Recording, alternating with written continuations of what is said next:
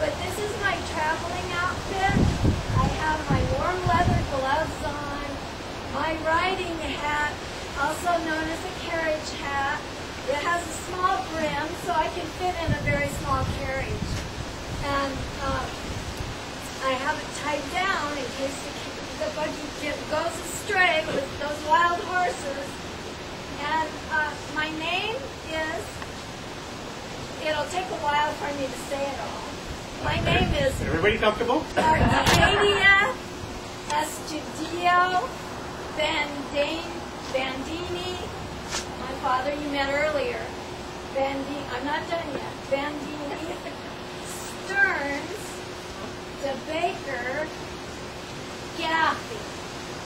Now some of the names might sound familiar to you.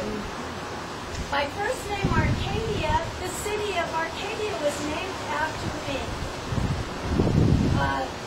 The Baker, my second husband, Baker Square, I outlived actually 3 husbands. And you can tell how old I am after all. I was born in 1822, and right now the year is, let's see, I think it would be 1889. But I had my fortune read, and they said I would live until 1912. And they also said I would be living on the hillside of a town called Santa Monica. And my home would be called La Palacia. But that's down the line. After all, it's only 1889 right now.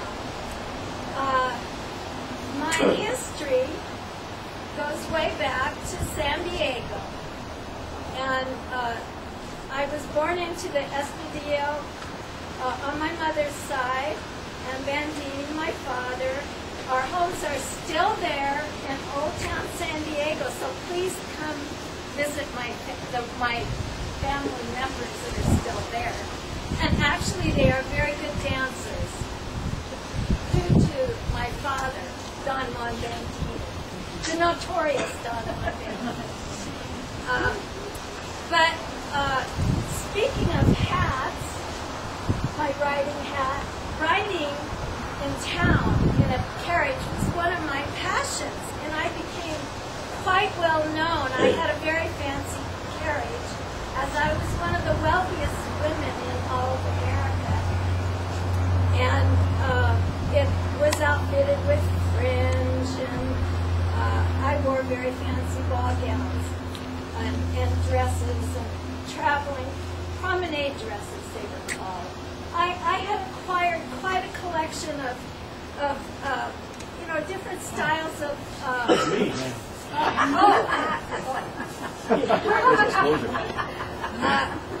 I lived through many ages of undergarments, from simple petticoats to enormous hoops, as a hooped woman you saw earlier, and bustles, all shapes of bustles. They came small, then they got bigger. For some reason, it became very popular for these big, very big back bustles. And my second husband actually accused me of dragging a divan behind me. and then, it was just so difficult in those days. For instance, as you may have noticed in those things called photographs, those cameras that could make little tin-type photographs, you often saw ladies perched on a chair like that. Well, you don't often see ladies perched on a chair anymore, unless maybe a bar stool.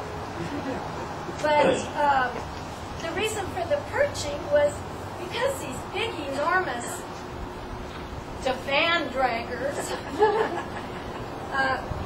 had to have room, so oftentimes women were portrayed like this. So they didn't have to bother fluffing out their feathers in the back there. But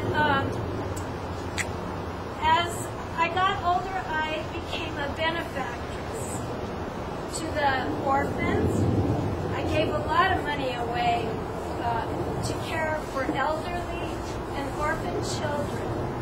And then I got the idea of donating some of my huge properties, because after all, I had 3 husbands and a very wealthy father. My dowry included many, many acres of property.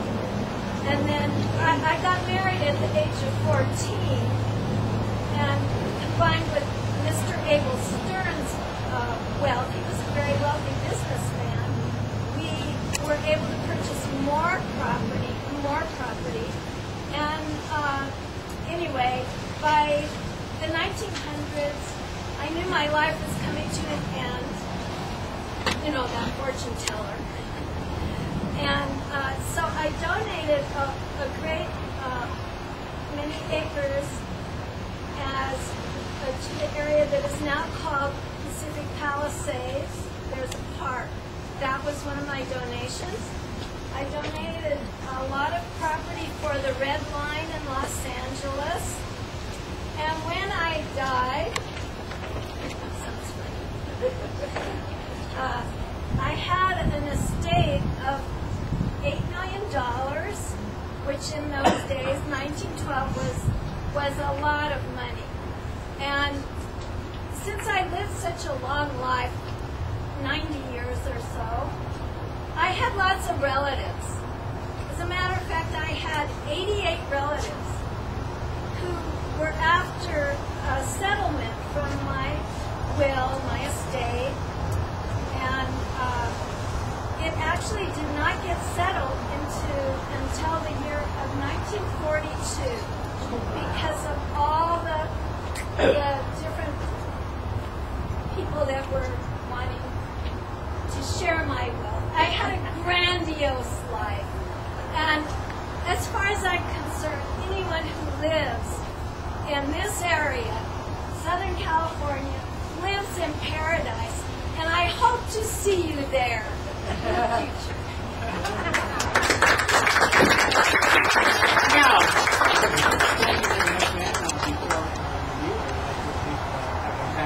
young lady, may I ask you to come up here, please? Stand right here. As you notice, one of the things that, the ladies that we have here, they do not show their ankles. So you notice I was a little breathtaking by this lady showed her ankles, because it was impolite for ladies to show their ankles, just show their arms usually. So this is one of the things that why, when you, like in royalty, when you have the ladies, man, would you care to step out? You have people who take care of you, who make sure that you dress proper, to make sure that your clothes are washed properly so they don't shrink, so they don't come down, that you actually have something that you put over your head, not just a cloth, that you wear the kind of footwear that is comfortable.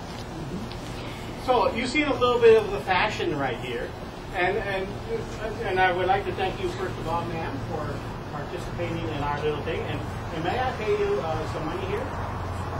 Sure. Here's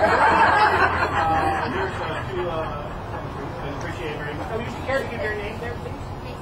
Macy. Does that sound like that store? Are you rich? Give me back my money. No, you're not with the Macy family, are you? The one that owns the big Macy stores? Then you'll go right ahead.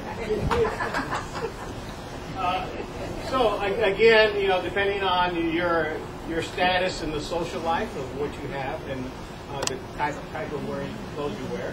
And thank you again very much, ma'am. And we have one more gentleman to come in.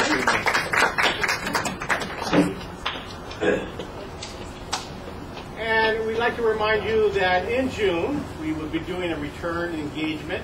We won't be doing the timeline. We'll be introducing some of the people that are involved here with the Rancho Dominguez.